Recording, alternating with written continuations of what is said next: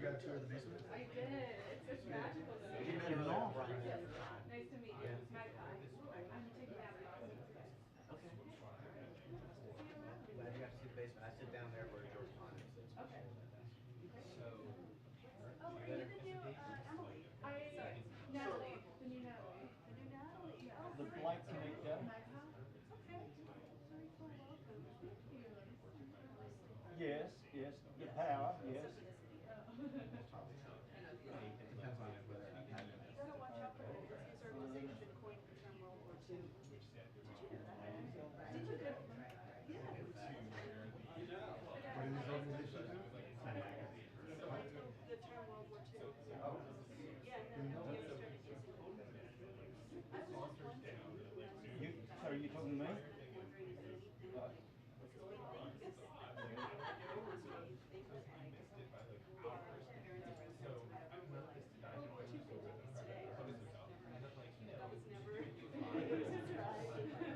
I'm sitting, you know, in the hotel lobby. It was not actually thought it was like a equal piece of conflict. A lot of it. And then we started naming it. A lot of military terror. Which took a lot because, like, you know, security. As we get back on our flag, we have a bunch of stories. Should I get it? Make sure we're not like. And they'll write a whole book. I mean, it was like, it was so much fun. Well, how do you join politics?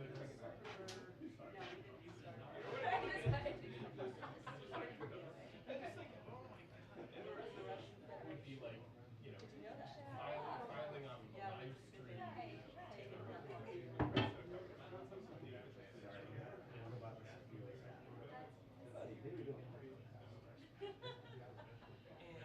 How are you? Even if I did know that, I probably wouldn't like, you know what I mean? I don't know that. Yeah, I'm glad I don't do it, because then I would start doing this thing right now. Oh, you guys are. Wow. I think that's right. You are such a, you're It's not like Katie was Robin the like.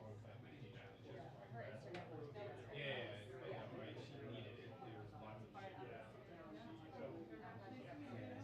Yeah, so she got to be impressed, but she's like traveling back today, so I said, I'll take her duty today, but she's on duty starting tomorrow, right? 2:15. What's that? 2:15. Oh. Yeah, I sent out a poll report, it said 2:15, but some people seem to like it.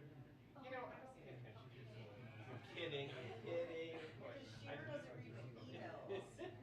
I have a filter, you know, goes straight to. He really needs like 2:30. I know for a fact it means not for at least 20 minutes, so you don't have to be sitting here for money. I have no desk, so. Yes, exactly, we don't. I mean, I have a desk, but like, I really don't. When I saw you walk out, I was like, I was not pretty small. I would say the entire you're group, welcome. I would not call it fancy. Compared to my little seat here, is that okay? I mean, I guess relatively. The sad thing is that like over 13 years or whatever it is, that the very purpose of the have a seat is really New York Times. Same with Demetrius. I mean, not that Photos are more important than words. not that they aren't super gracious and would let me sit when I needed to, right? Like, I can stash my backpack there. exactly. Yeah, photos are residual income. We don't do that. Whereas we like lose money because my writing like loses us subscribers. Exactly. As we all know from the messages we get on Twitter saying, I'm canceling my subscription. My favorite is like when they screen grab their like unsubscribe and it says like we're sorry to see you go, and I actually like that actually. If it's real, it's like fun to be able to. Whatever, for every one that we lose. I mean, We count everybody. someone threatened it to me, and I said, like, you can figure out how to unsubscribe from us. Props to you. Yeah, It's right. Like, I understand you're offended. If you can actually deliver on that, that's like, what's good for you. But meanwhile, if you have to get better proof that like photography is where it's at, that picture that we put on our page yesterday, Wait, this morning. or this morning, the one of the family did.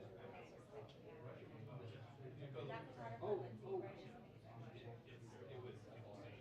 Right, because suddenly it encapsulated the entire moral dilemma of what's happening in a way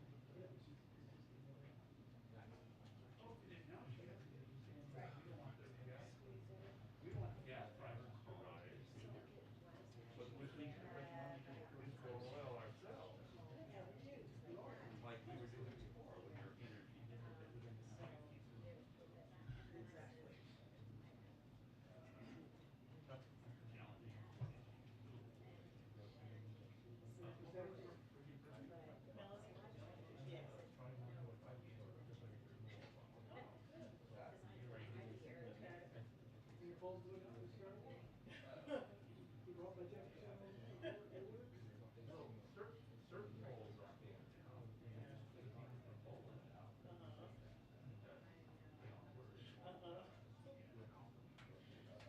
Those polls are going up.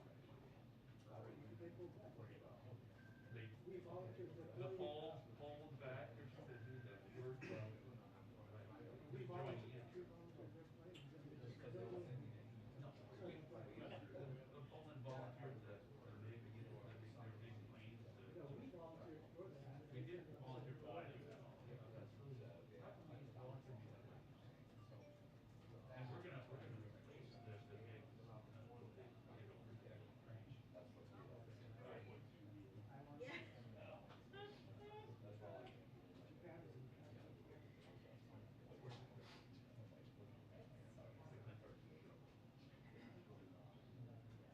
Well, yeah, I'll send that message about saying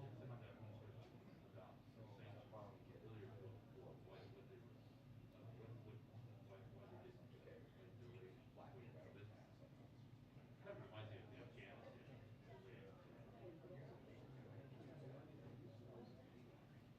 We have a large missionary. No, I mean, No, but they neither can make am it. I, but it is, they're desperate to try to find solutions. I have like a personal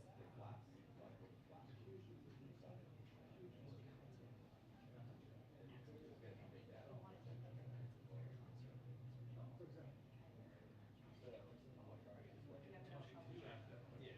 Pretty comfortable. Yeah, she'll let me know. Yes, I did.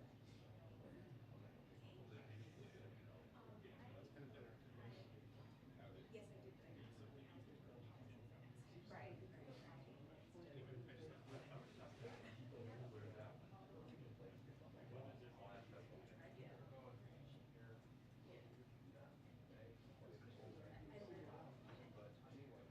Not that I know. Right, yeah, it does. James? Some question whether Yeah. Redwood thing was In out. his last, or, yeah, Simon, good to see you. yeah, so now, Hey,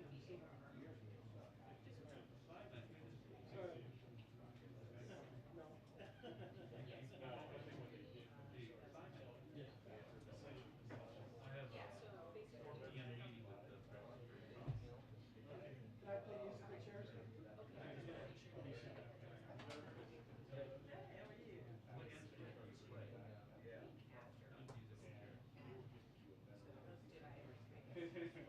Do you know that I used to play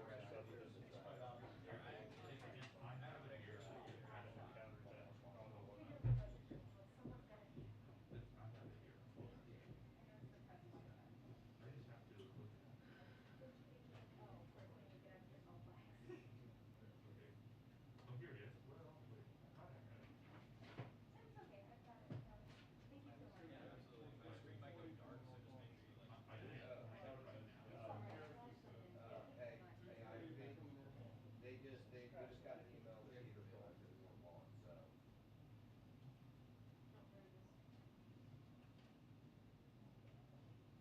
Oh, there it is. How's it done back? There you go. All right, thank you. All right. Yeah. How come we're not seeing the last 6 though? Because there's only like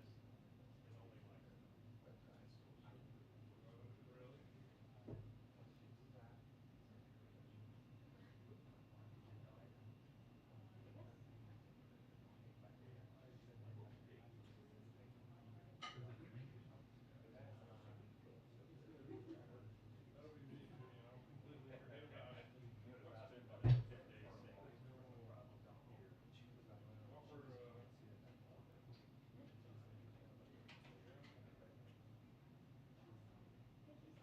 yeah, I'll forget about the sweep today. I'm trying to find.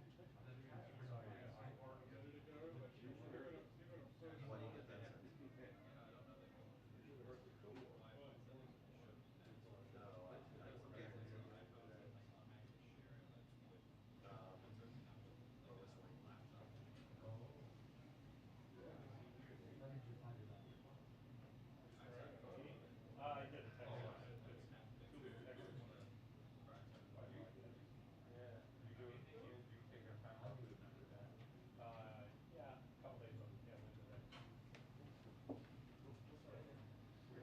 I walk in there for 5 minutes, and the end result is they postpone it again for like another 15 minutes. So what's the current? Stop walking in there. What time? What time? Maybe not, but. I don't know. They said it went out already. Yeah. I haven't seen it. Just say when you're here, Ollie. I don't know. It's like a parent. Every time you ask, 15 minutes later.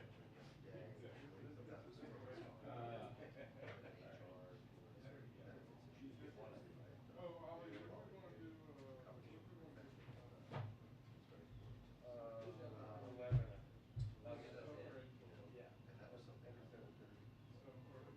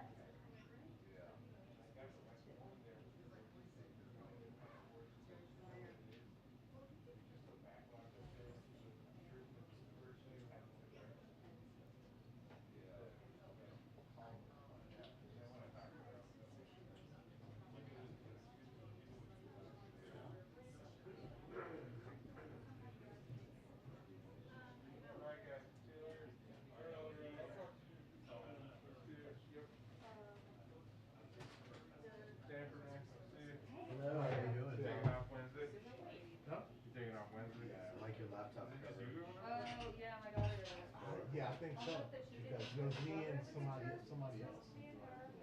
That's, So somebody is. that's right, that sounds great. See, see why. I didn't think you were gonna say. I haven't heard about it, but I got it. I thought you were just gonna say like one camera guy. Might be another two. Maybe they're like.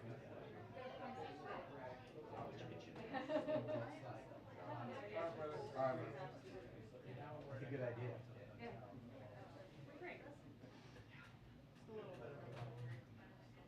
And how are you doing,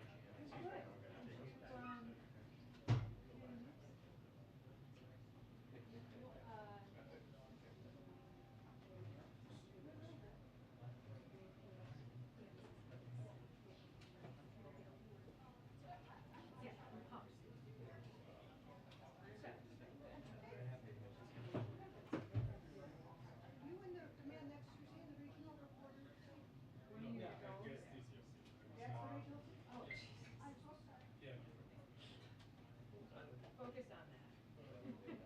We could talk later.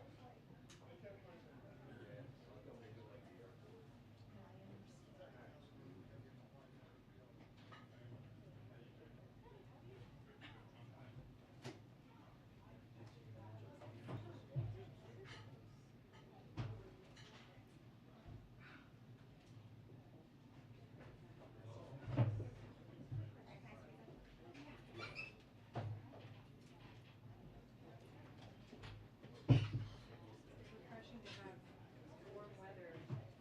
Right. Instead of cold air.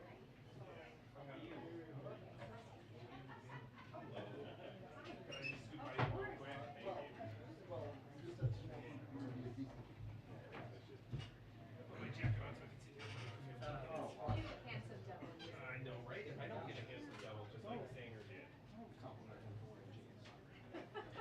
Oh, I had fire wearing jeans. I just no one sees you. That's right.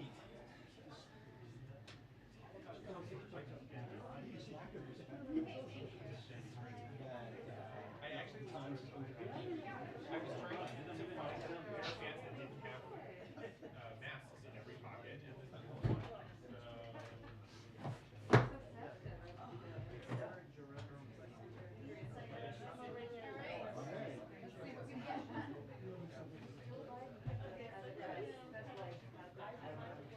I think all of our problems are exactly the same.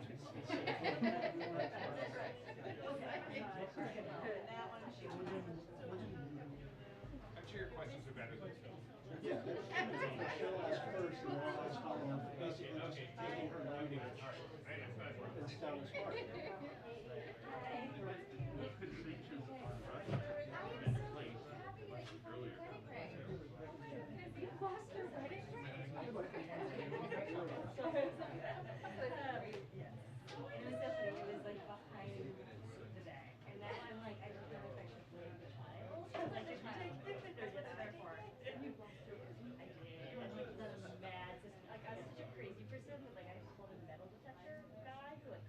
Oh, with like a beeping He thing? found it.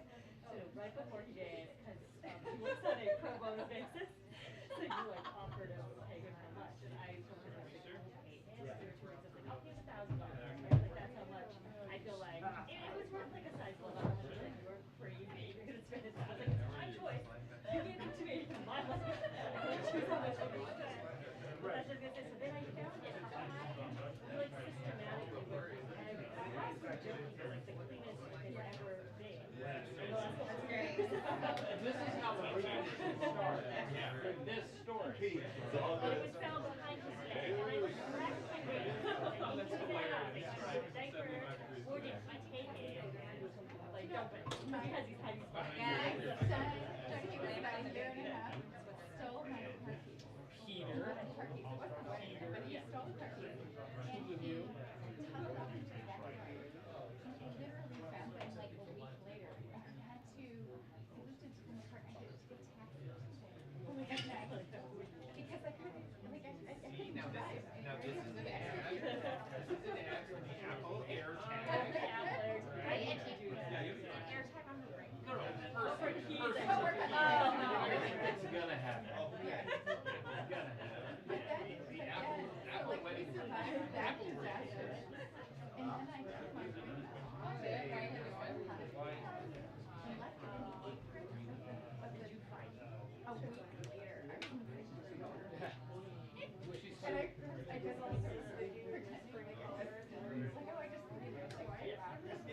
What did the metal detector guy do? So I was going to call him. No, so we found it. We went system up. So he was supposed to come Friday. We found it Thursday. Oh, I see. So like, there's a chance that he already spent the money. He's like, I got 1,000 coming my way, maybe. Yeah, very good with you. Very good. By the way, Hey, if you you're ever use your weekend, call me. No, JJ for and I are gonna sit next to 750, each I'll other. buy a fucking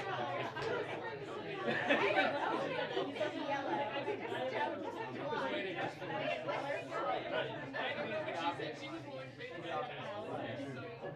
I was so desperate. I was like, Oh my gosh, I thought that did you ever see that Saved by the Bell episode where they just like metal detector Yes. at the beach? So I'm just imagining this like Jokes about her. It's really more street nice. Oh, I think wasn't there a Brady Bunch where they did that too? Prince Charles give him like a $7 million loan. regardless of having for you. Beautiful ring. Don't know how he's gonna make it back. I just feel like we were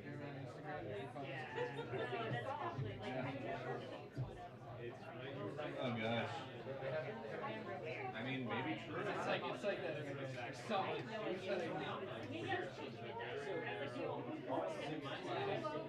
College friend of mine, half a mile from here, she graduated. She learned she like grew up in she bought a plane ticket to Sydney back. Who does? The year. And I've always thought like there's something in that. So she tore up the Local girl made good. local girl made right. Offended the world order. Convinced that she had mailed it in a package back to her because she had shipped some stuff back to her.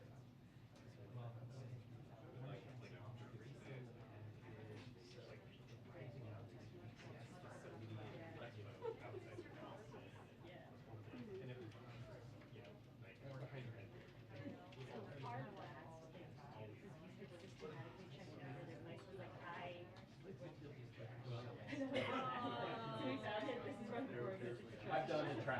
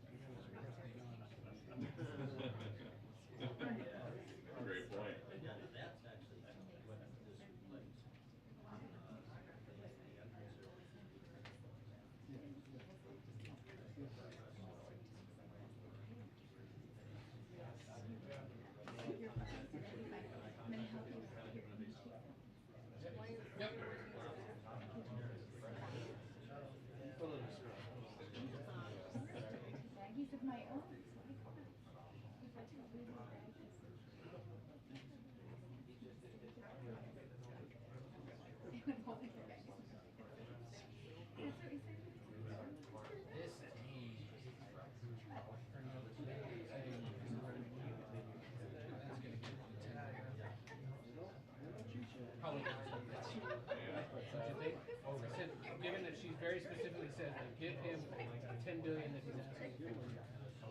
Like that is the debate.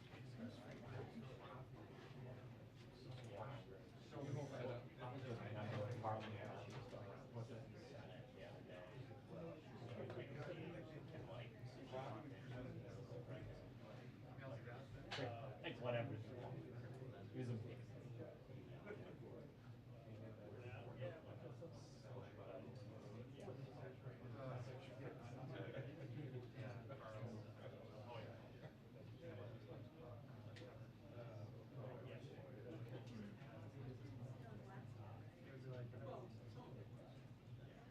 Come on, Jen.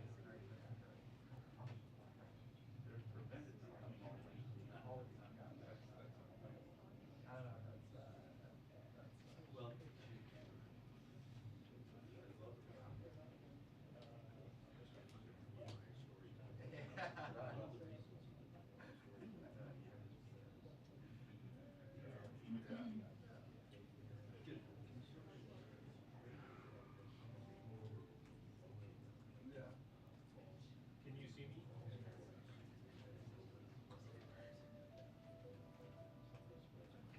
Nobody's going to ask.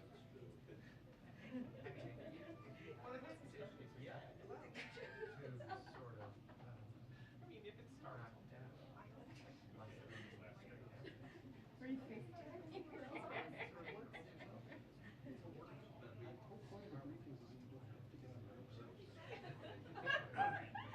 Also information. Just for your FX shows, Sheer.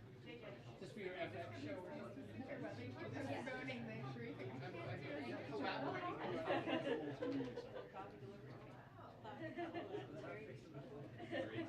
Hey, is she taking orders? Take a bag of popcorn and a Diet Coke.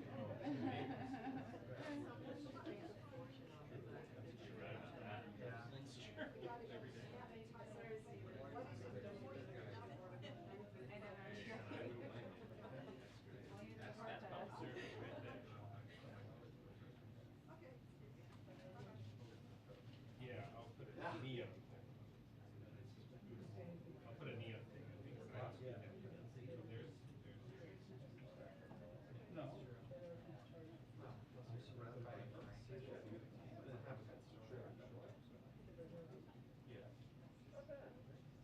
I applied there. 2-minute warning until briefing. 2-minute warning until briefing.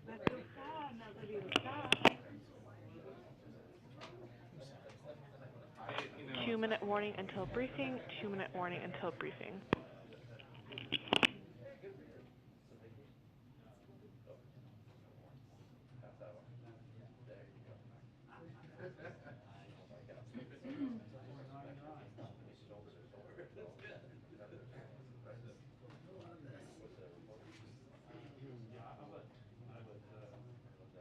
I'm disappointed with that. Where she keeps up with the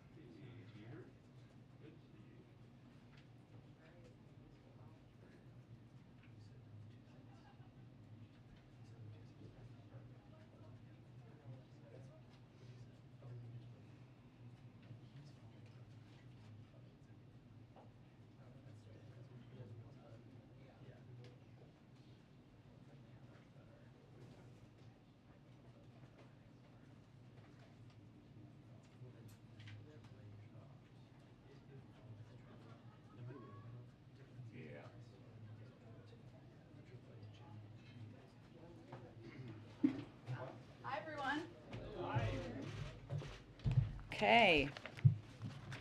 I have 2 items for all of you at the top. This week we are marking the 1-year anniversary of the American Rescue Plan, which has been the key driver of our strong economic recovery, provided us with the tools needed to fight the pandemic, and made long-term investments to revitalize the local economy and communities around the country.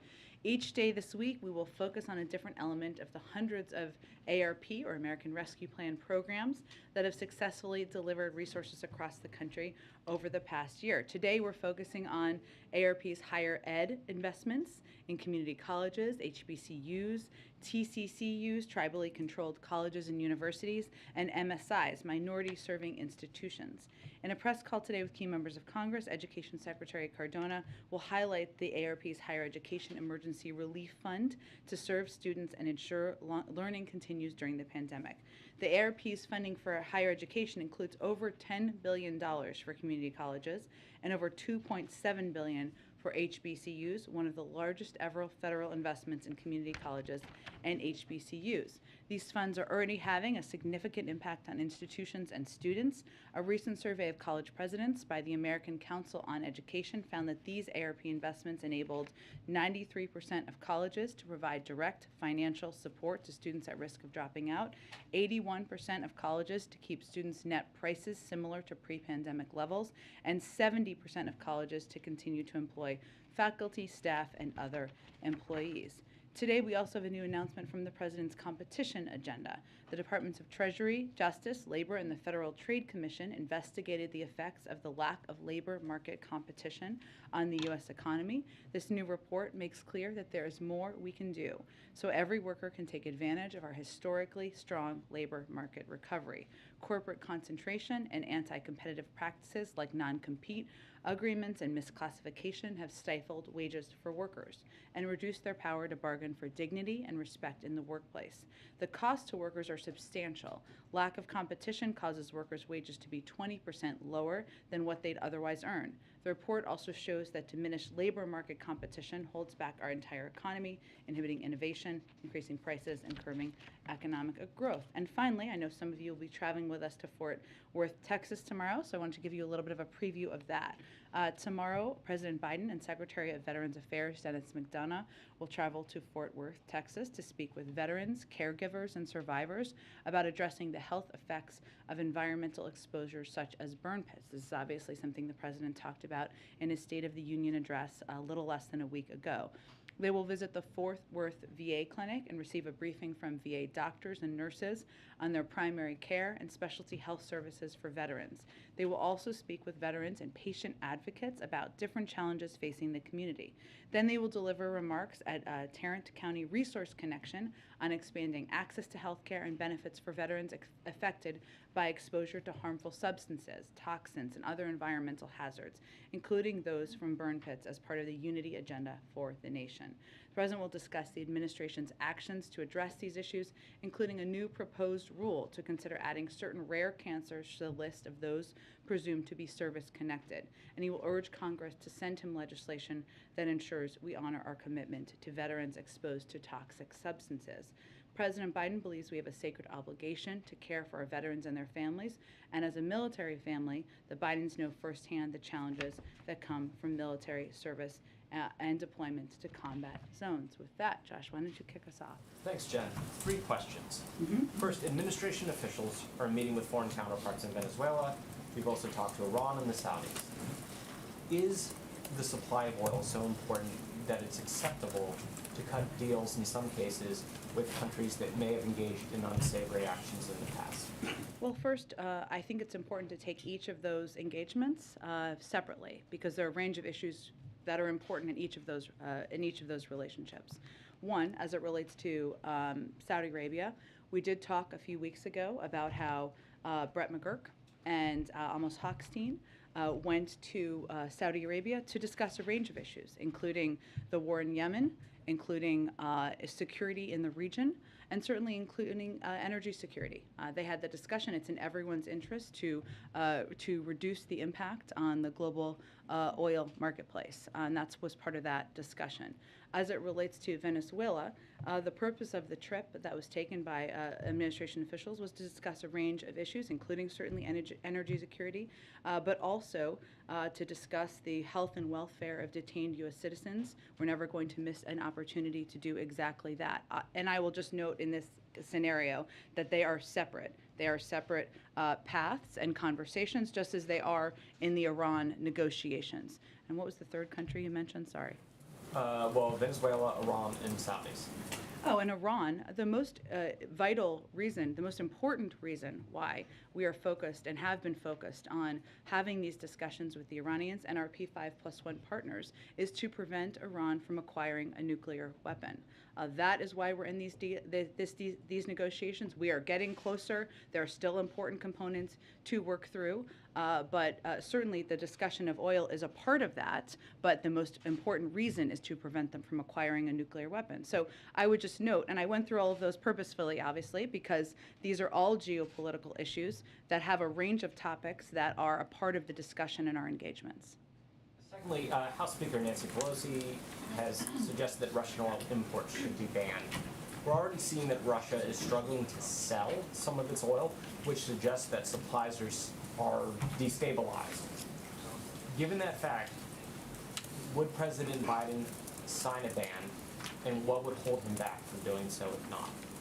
Well, no decision has been made at this point by the president about a ban on importing oil from Russia, and those discussions are ongoing internally and also with our counterparts and partners in Europe and around the world. I would note that what the president is most focused on is ensuring we are continuing to take steps to deliver punishing economic consequences on Putin, while taking all action necessary to limit the impact to prices at the gas pump. And as you noted, yes, it is true that there has obviously been an impact of the invasion on the level of import to the United States and to other parts of the world. I would note, as we're having these conversations, and obviously the president talked with a number of his European partners this morning about a range of issues. This was part of it. But if you look at Russian imports, they account for about a third currently of Europe's oil imports. So the data we have that we have available at this point in time is back to 2021, not that long ago. But just to give you a point of comparison, the amount that the United States was importing back in 2021, before the invasion, was about 700,000 barrels per day of crude oil and petroleum. The Europeans import about 4.5 million barrels per day of oil. So obviously we're also very well aware, as we're having these conversations and as we're consulting with our partners, that there would be, we have different capacities and capabilities. And then last, Florida Surgeon General says that healthy children shouldn't get the COVID vaccine. Is that a good policy? Absolutely not. Let me just note that we know the science, we know the data, and what works, and what the most effective steps are in protecting people of a range of ages from hospitalization and even death. The FDA and CDC have already weighed in on the safety and efficacy of COVID-19 vaccines for those 5 and older. The recommendations are vetted transparently through a process with a purpose, so that parents can have confidence after consulting with their pediatricians or doctors, if they would like, about the safety. But we also know through the data that unvaccinated teenagers are 3 times as likely to be hospitalized if they get COVID than vaccinated teenagers. So it's deeply disturbing that there are politicians peddling conspiracy theories out there and casting doubt on vaccinations when it is our best tool against the virus and the best tool to prevent even teenagers from being hospitalized. Go ahead. I want to read to you, if I could, Jen, some comments from people we've met at gas stations today. One woman saying, "I just never imagined to see the cost of gas be this high." Another said, "It's a huge stressor to my financial situation, a huge stressor. It's kind of like something I've stressed about, like during the day, will I be able to afford gas? How much money do I have?" What is the White House, what is the President's message to Americans who are going to the gas station today and seeing prices so high? Well, the President's message is that he is going to do everything he can to reduce the impact on the American people, including the price of gas at the tank. What is also true is that because of the actions of President Putin, because he invaded a sovereign country, that created instability in the markets. That is something the president talked about even before Russia and President Putin moved forward with their actions. But we have already taken steps. The president has already taken steps. Historic release from the Strategic Petroleum Reserve, one that's done in a coordinated fashion. And clearly we will continue to have conversations with large oil producers and suppliers around the world about how to mitigate the impact and consider domestic options as well. You said on Friday the administration's looking at options it could take, quote, right now to cut U.S. consumption of Russian energy. Mm-hmm. When is the decision on that going to be made? I don't have a prediction of that for you at this point in time, but there is an active discussion. And I want to go back to one of the three countries that Josh mentioned, Venezuela. There was a U.S. team there this weekend talking to the Maduro regime. Sanctions have been in place since 2019, lack of diplomatic engagement since then because of electoral fraud, because of all the things that that regime has done to the Venezuelan people. And I hear you say we're doing everything we can to bring down the cost of gas, but is it really worth doing business with a despot like Nicolas Maduro to drive down gas prices? Well, first, I think that's leaping several stages ahead in any process. There was a discussion that was had by members of the administration over the course of the last several days. Those discussions are also ongoing. And part of our focus is also on the health and welfare of detained U.S. citizens. While a separate process, still that is part of our engagement with them. So at this point in time, I don't have anything to predict. It's ongoing. I just don't have anything to convey at this point. And on Americans who are not, or who are being detained, what's being done about Brittany Griner? Well, we of course have seen the reports because we do not have a Privacy Act waiver, which I think you are all familiar with. I can't speak to them more specifically. Of course, we obviously do everything we can when there are any reports of Americans who are detained through the State Department and through diplomatic channels. But I would point you to the State Department for more. But given we don't have a Privacy Act waiver, it's unlikely we would say to say more. Are you aware of any other Americans like her who've been detained in recent weeks under similar incidents? Again, I have nothing to report from here, Ed. I would say that the Privacy Act waiver, which is required for us to be able to speak to any instances. But given you asked me about the particular report, I wanted to speak to that. Go ahead. Thank you, Jen. It sounds like you guys are blaming Putin for the increase in gas prices recently, but weren't gas prices going up anyway because of post-pandemic supply chain issues? Well, I think there's no question that, as we have seen, and outside analysts have conveyed this as well, the increase and the anticipated continued increase, which was, I think, what some of your colleagues were asking about, that is a direct result of the invasion of Ukraine, and also there was an anticipation of that. That was factored in as gas prices have gone up. So you say that you're going to do everything that you can to reduce the impact that high gas prices have on Americans. We're asking other countries to think about maybe pumping more oil. Why not just do it here? Well, to be very clear, federal policies are not limiting the supplies of oil and gas. Let me finish. Let me finish. An executive order his Peter, first week that halted new oil and gas. Let me give you the facts here, and I know that can be inconvenient, but I think they're important in this moment. To the contrary, we have been clear that in the short term, supply must keep up with the demand.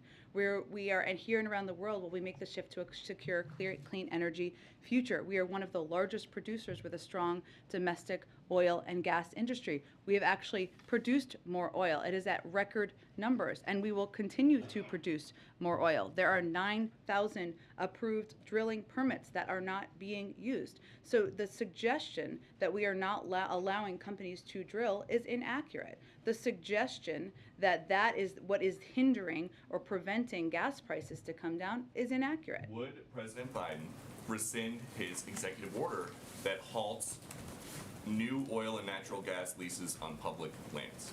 Well, 90% of them happen on private lands, as I'm sure you know, and there are 9,000 unused approved drilling permits. So I would suggest you ask the oil companies why they're not using those if there's a desire to drill more. Would President Biden ever undo his executive order that stopped the construction of the Keystone XL pipeline? Are you suggesting that would solve the gas prices issue? Well, do you think that that would maybe affect prices faster than getting the whole country off of fossil fuels? I actually don't think it would. The Keystone was not an oil field, it's a pipeline. Yeah. Also, the oil is continuing to flow in just through other means. So it actually would have nothing to do with the current supply imbalance. So gas prices are approaching an all-time high per gallon. How high would they have to get before President Biden would say, I'm going to set aside my ambitious climate goals and just increase domestic oil production, get the producers to drill more here, and we can address the fossil fuel future later? Well, again, Peter, the U.S. produced more oil this past year than in President Trump's first year.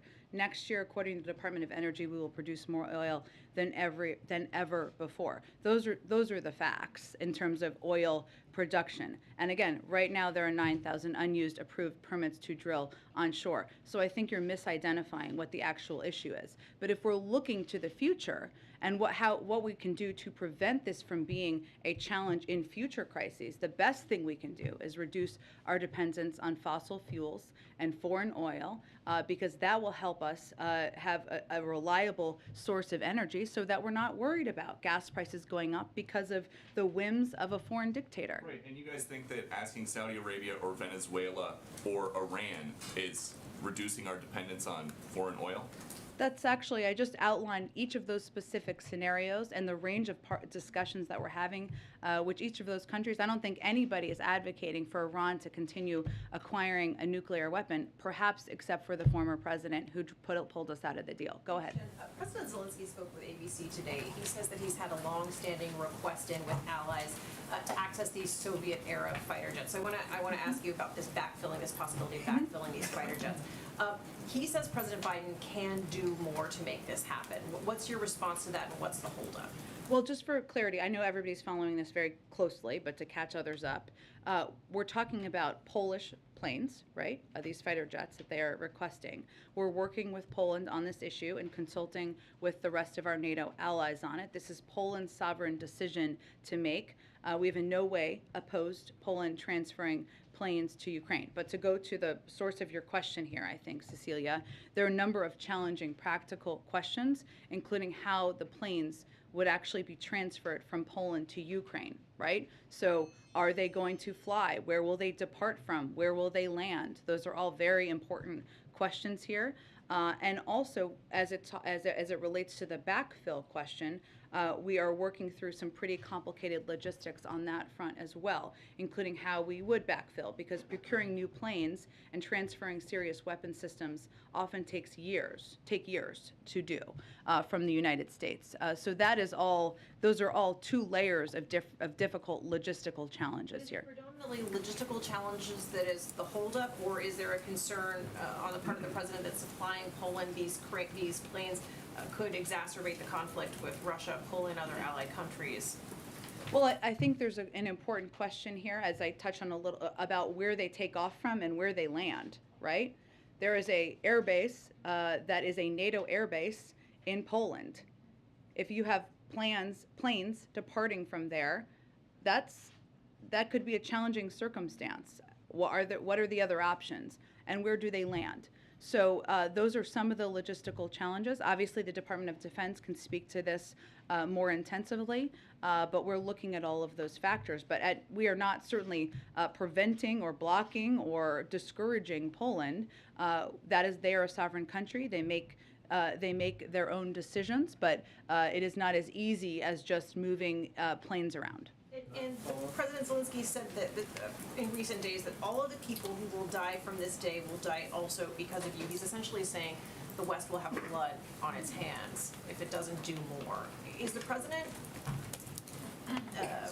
happy with, does he believe the administration's response so far to this crisis has been adequate? Is he okay? Does he consider this successful at this point? I mean, Cecilia, I don't think anybody watching this anywhere around the world feels happy.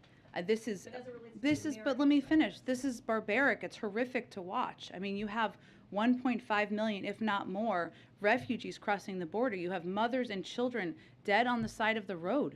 This is heart-wrenching to watch.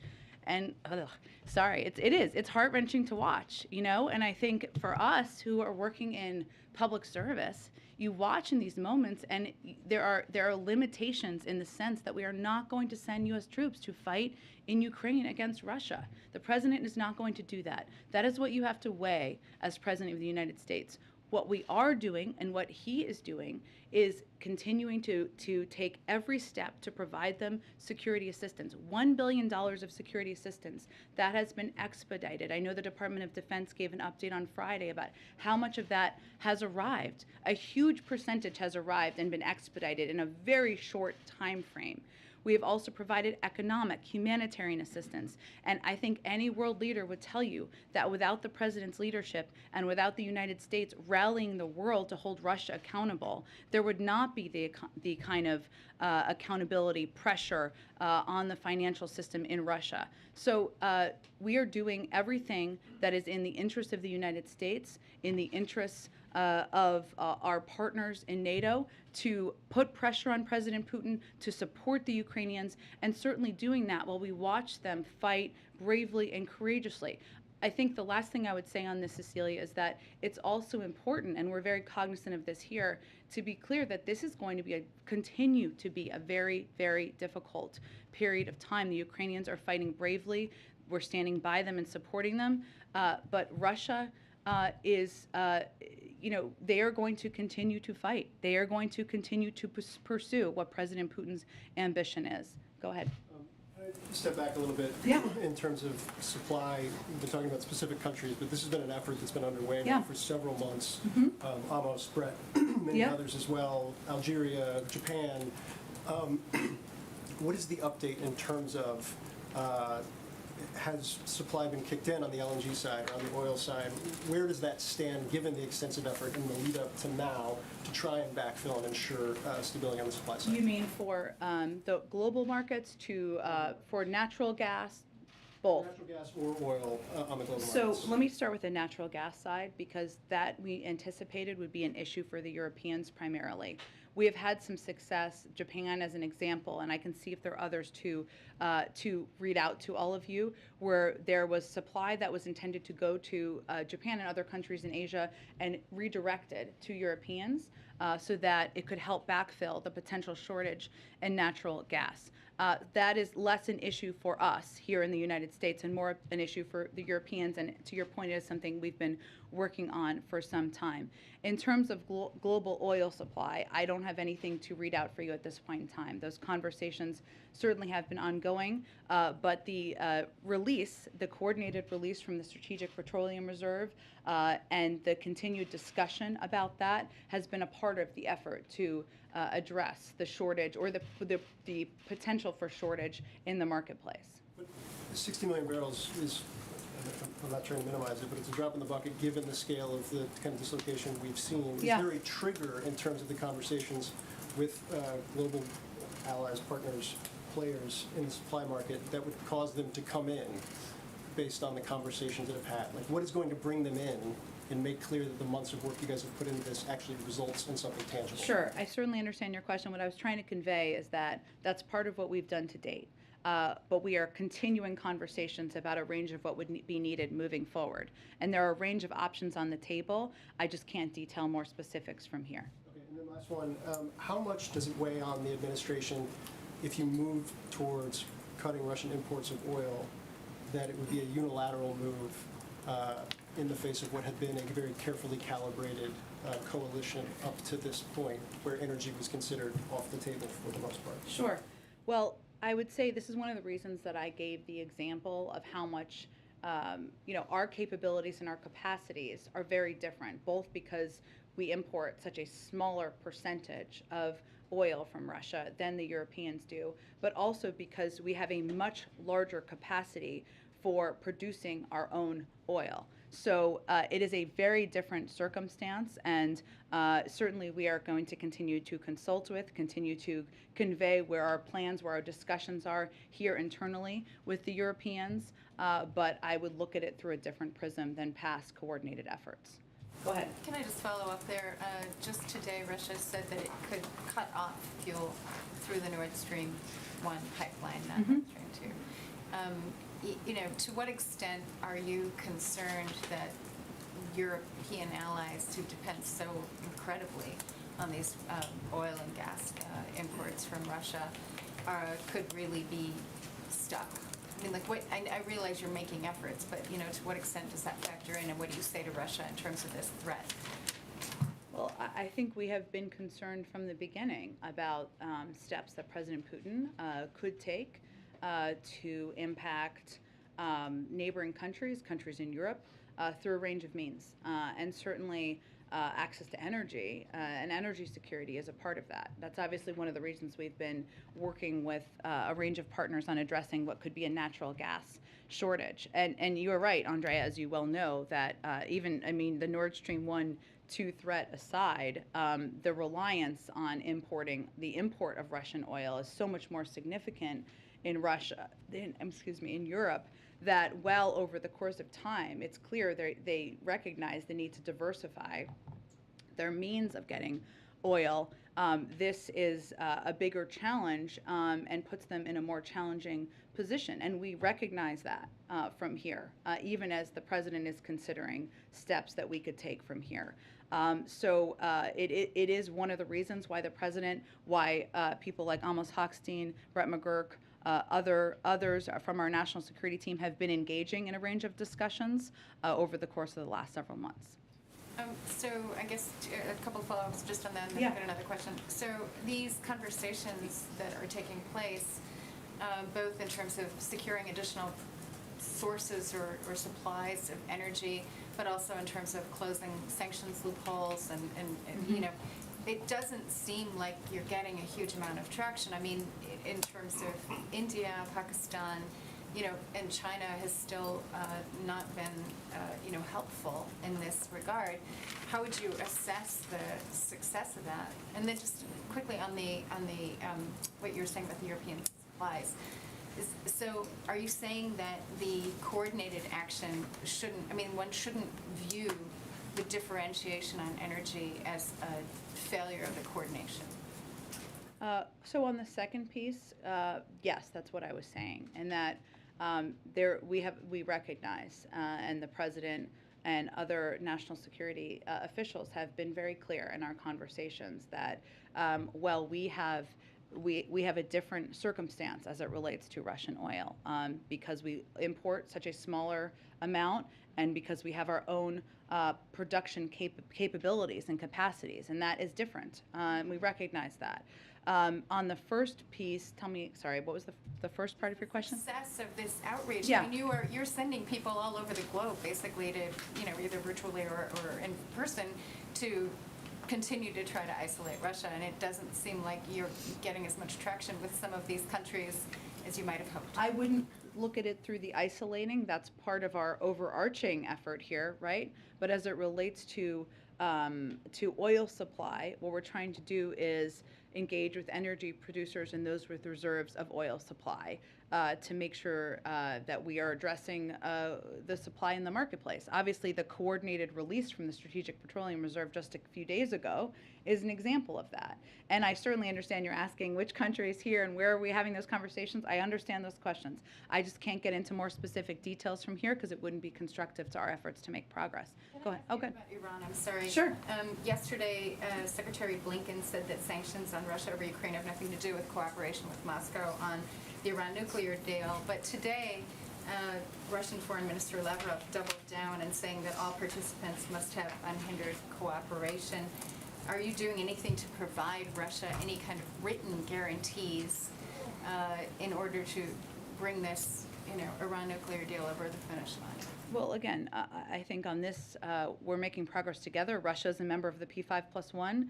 I don't think anyone believes it's in their interest for Iran to acquire a nuclear weapon, and that is how we're approaching these negotiations and discussions. And certainly, as the Secretary of State said just yesterday, we don't believe that the sanctions on them have anything to do with that shared goal. Go ahead. What's the status for those talks? What would you We're continuing to make a great deal of progress. Obviously, the harder things always happen at the very end of the process, and that's where we stand at this point in time. Go ahead. So, Rescind from the back. So two quick ones on oil and then Yeah. just one other one. You mentioned the meeting this morning with Britain, France, and Germany that the president had with the leaders. Did they, in that conversation this morning, express either a willingness or a hesitance to ban oil or limit oil imports to their countries from Russia? Their countries all have wonderful spokespeople who can speak for those countries. We did do a readout. I would just note that we've had ongoing conversations and we have a very open line of communication, as is evidenced by the president having this call this morning, about everything from what we're seeing on the ground in Ukraine to security assistance deliveries to discussions about weapons to discussions about additional steps to squeeze President Putin in the financial sector. Quickly on, there's conversations up on Capitol Hill about bipartisan conversations about legislation that could ban the import of Russian oil into the United States. If a bill like that came to the president's desk, would he sign it? Well, no, the president has not made a decision at this point in time. So that's where we stand. That's taking unilateral action as... Is a bill on its way over here that's passed Congress? I don't think so. But the president has not yet made a decision. I just gave for you, or tried to give for you, a little bit of the reasoning and the thinking behind where we stand in our coordination with our allies and partners. One last question. You referenced it, the gruesome, awful picture on the front page of our paper today. Do you know if the president has seen that picture, what his personal reaction was to it, if so? And more broadly, does he... has he been affected on a personal level by some of the imagery that's come out, and is that affecting, or has he talked about how to incorporate that personal reaction into some of the policy making over the last 10 days? Well, I don't know if he saw the specific. There are a lot of New York Times hard copies floating around this building. I can tell you, and other newspapers and outlets you all work for. So I don't know that he saw that specific photo.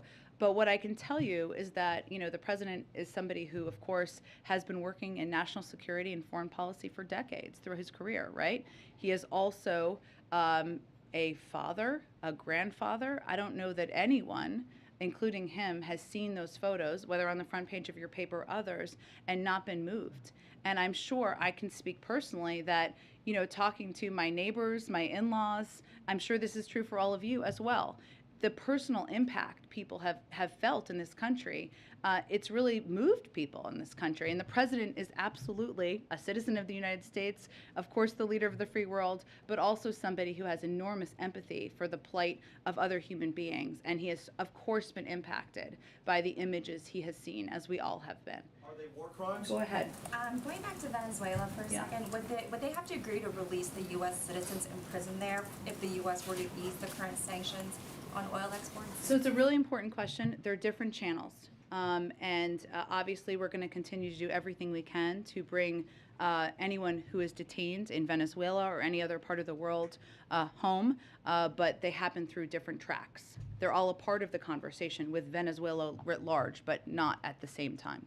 And obviously Vice President Harris is going to Poland and Romania this week. Can you talk a little bit more about the White House's objectives with her going over there, and particularly what message you want to send to Russia with the Vice President being in that area?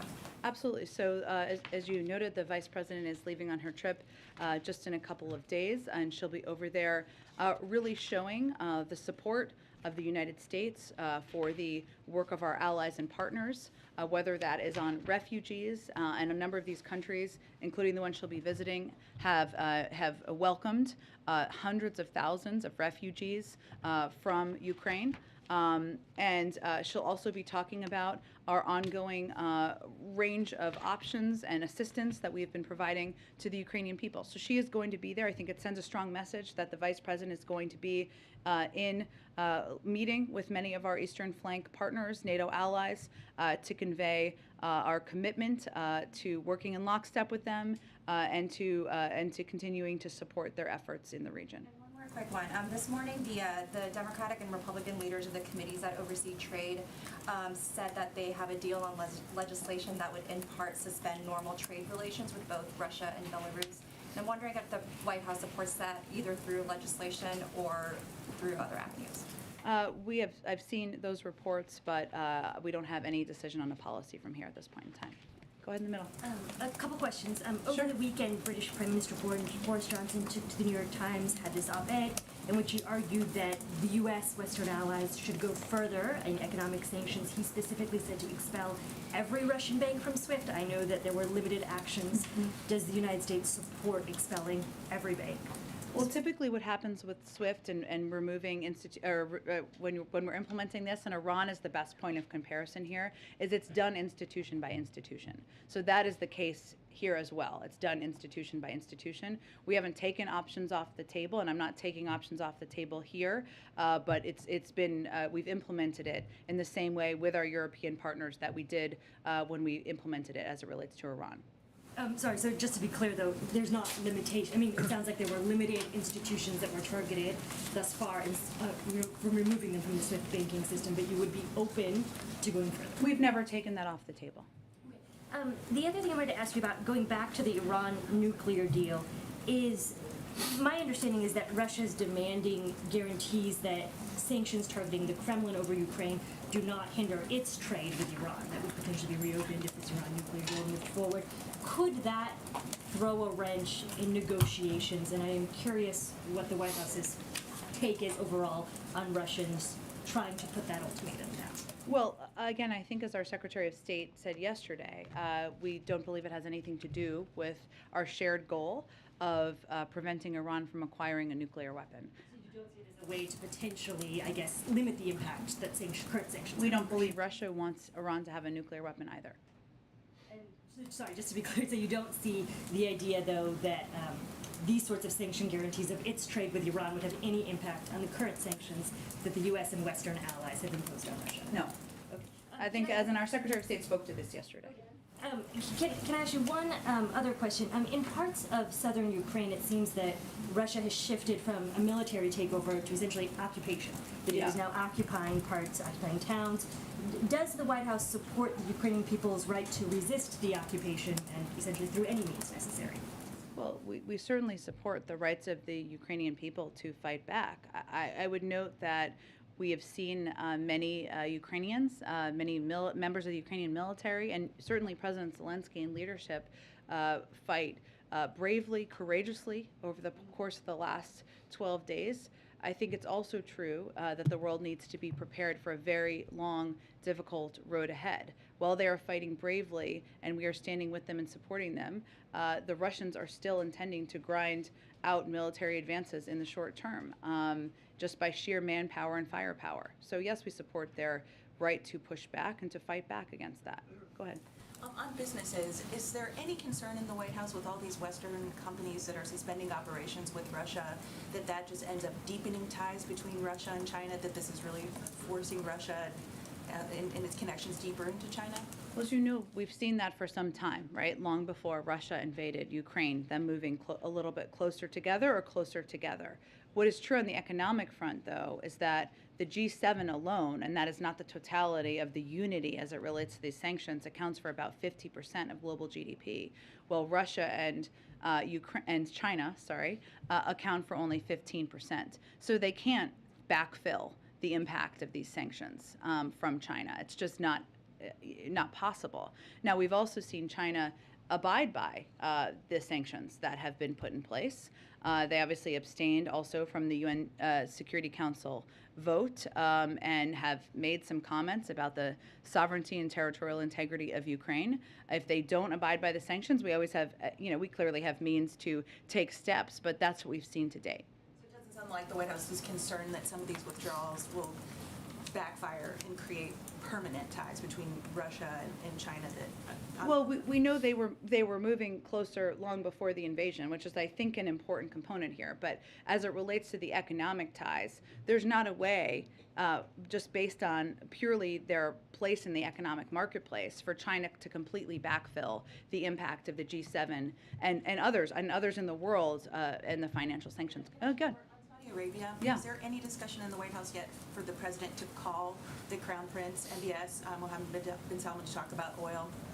He spoke with the king just recently, and obviously we have had Brett McGurk and Amos Hochstein travel to the region, talk about a range of issues, including security in the region and the war in Yemen, as well as energy security. But no, there's no plans at this point, no.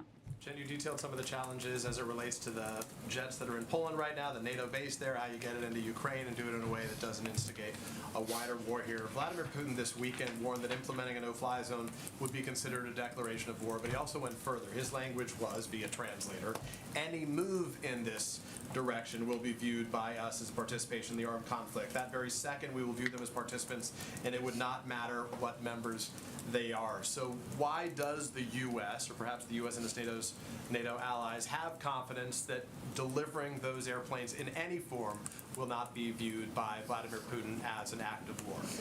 Well, first of all, there's already a war going on in Ukraine that's been instigated by Vladimir Putin.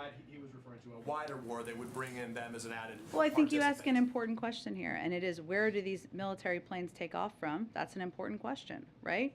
How do they land? How do they get there? The transporting of them. Those are all important factors. But he says any move in this direction. So even where they take off from almost doesn't matter. By any move means even the provision of them would be viewed as an act of war, conceivably. Now, Well, again, we can't speak to President Putin's, what's in his mind, what's in his brain, and the totality of what his intentions are. We've already seen him take a range of steps. We've provided $1 billion in security assistance. We're not halting that, right? We're not halting our support for the Ukrainians. So we're not waiting for the advice of Vladimir Putin on what we're going to do here as it relates to backfilling planes.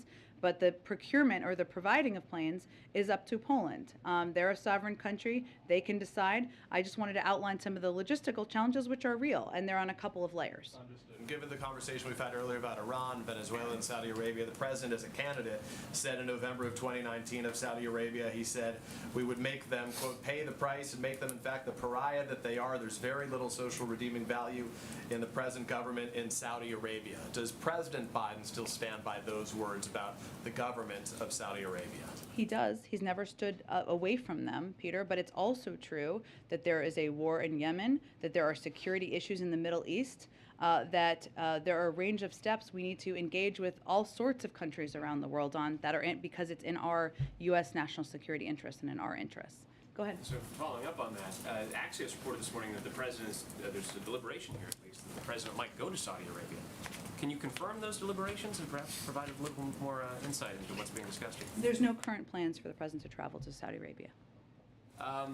The decision that you announced last week that the president would not be directly speaking with Vladimir Putin, has the decision amongst the allies been made that that would be delegated to the European partners, that they would be the ones responsible for talking to Putin directly? No, but I would say that we very much support all of the diplomatic engagements our European partners or the Prime Minister of Israel or other leaders in the world are having, whether it's with President Putin, as long as they are also engaging with Ukrainian leadership, which we continue to encourage them to do. We also engage with them before and after all of these conversations. So what we said about the president speaking with President Putin is that now is not the moment. It doesn't mean we close the door to forever, but while President Putin is invading and in a brutal, horrific way a foreign country, no, the president does not have an intention at this moment to speak with him. But that doesn't mean he will never. We assess that as time goes on. Thanks, Jen. Okay. Thank you, everybody. We'll do this again tomorrow. Venezuela. Can you tell us about There that? have been a range of reports. I'm sure we can get you more details. Thank you, everybody. Thanks, everyone. Have a great day. Thank you.